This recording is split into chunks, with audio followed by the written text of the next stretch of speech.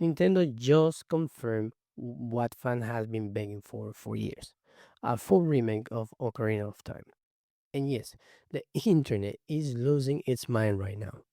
But beyond the hype, there's actually a really interesting story here about why Nintendo did this and why they did it now, and what it tells us about where the industry is headed.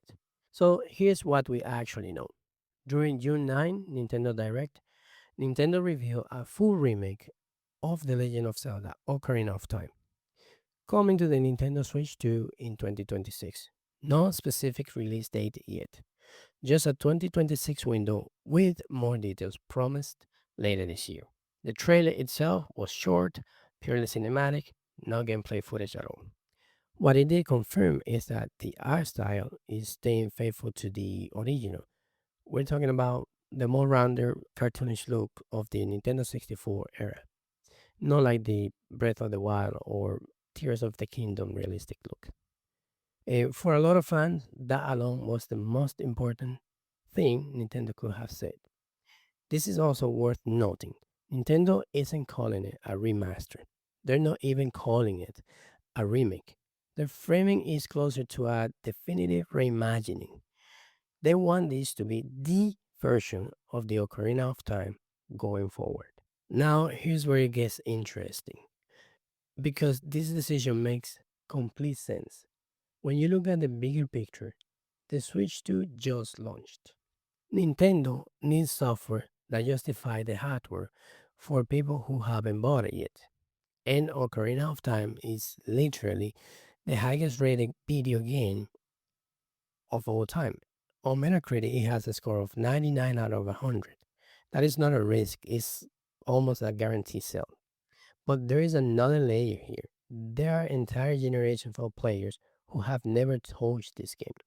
The last pre release was the 3DS version back in 2011, almost 15 years ago, on a handheld for a much smaller audience.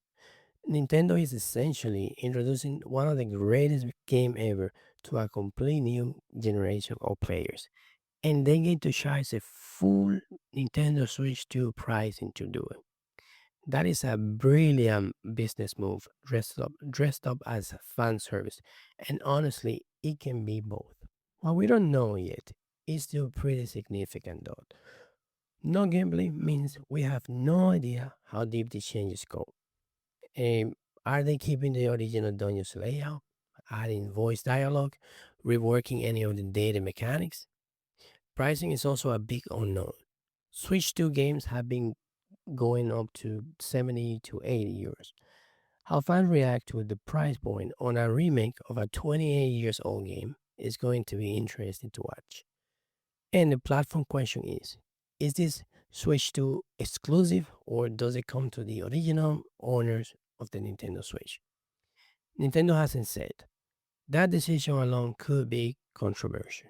Nintendo played this perfectly. They dropped a cinematic and they generated maximum hype. And they pretty much say nothing. And now they have months of coverage and people talking about it before a single frame of a gameplay is shown. Whether the game lives up to what people are imagining in their heads right now is a completely different situation. But the announcement strategy, that was a masterclass. I'll be covering this as more details come out.